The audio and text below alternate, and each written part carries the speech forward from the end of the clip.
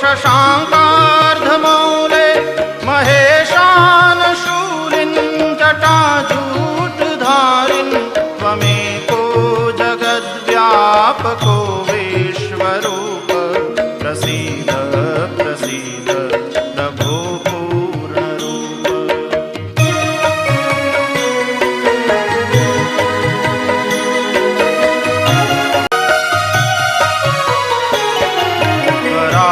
त्वरात्मानमेकं जगद्बीजमाद्यं निरीहं निराकारमोङ्कारवेद्यं यतो जायते पाल्यते येन विश्वं तमीशं भजे लीयते यत्र विश्वम्।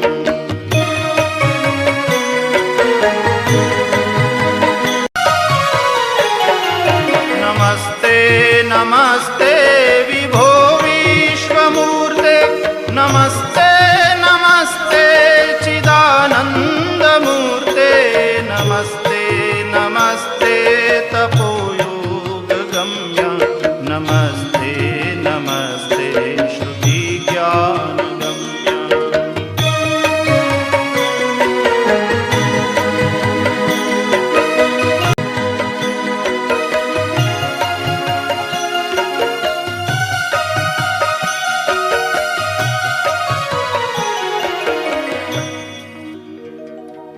शम्भो महेश करुणामय शूलपाणे गौरीपते पशुपते पशुपाशनाशिन्